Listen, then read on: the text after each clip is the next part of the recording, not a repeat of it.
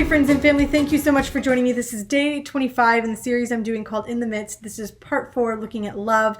And last time we looked at how love does not delight in evil, and today we are looking at how love rejoices with the truth.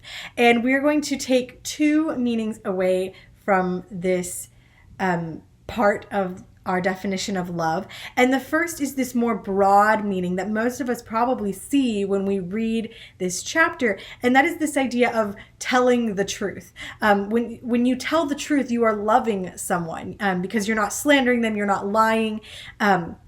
You're loving them by telling the truth. But this is, like I said, a broader meaning. And so we have a more deep meaning that we're going to take a look at. And we're going to get that deeper meaning by looking at the Greek. And so this phrase rejoices in the truth. The first part of it's two Greek words. And the first word is sukairo. And this is the word that means rejoices. Now, if you think back to a couple weeks ago, we looked at the word kara, and we were talking about joy and how this word really means the awareness of God's grace. And there are actually several words together that have this link to each other. There's kara, which is the awareness of God's grace, kairo, which is to rejoice because of grace, and then charis, which actually means grace. They have this link between them, this etymological link, this word link between them, because they're all having to deal with grace. And so this word that's used here in 1 Corinthians 13, sukairo, we see that word kairo, which is to rejoice because of grace. And so here when it says rejoice, it is not just talking about having joy. It's saying this idea of rejoicing because of grace. And so that is the first word of this phrase. Now, the second word of this phrase is aletheia. And this word is the truth as taught in Christian religion, respecting God and the execution of his purposes through Christ, and respecting the duties of man.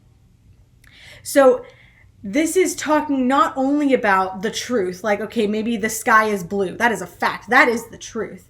Or maybe, not telling a lie about someone else, something that might hurt them. But this is also talking about the truth of what God has done for us.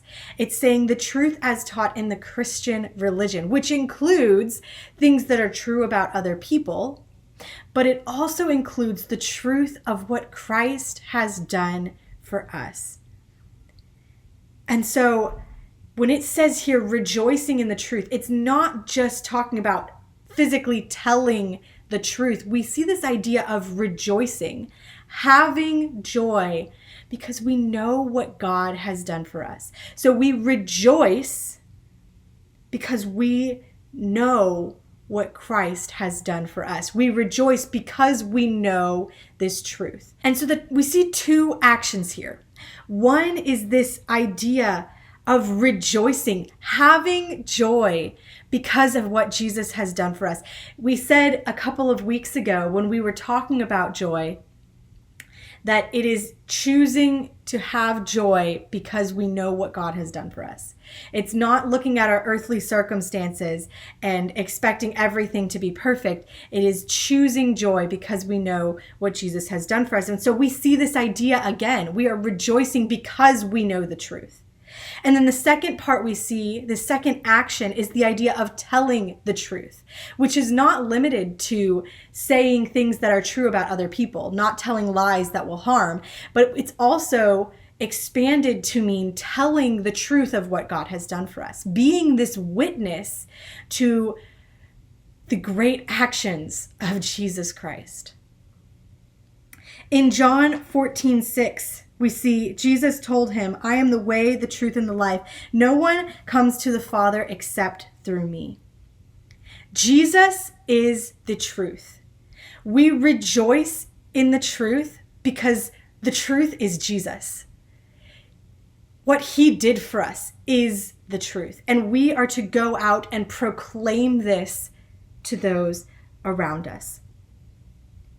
When we rejoice in the truth, we are not only seeking to tell the truth to others and to say what is correct, but we are also choosing to proclaim the gospel and proclaim what we know to be the truth, even if others haven't realized that that is the truth yet. And we rejoice because we know that it is true. So go this week and rejoice in the truth because you know the truth. You know Jesus and what he's done for you. So proclaim that truth to everyone you meet. If you're looking for a verse to memorize, we're working on Colossians 3, verses 12 through 14. Thank you so much for joining me, and I'll see you guys next time.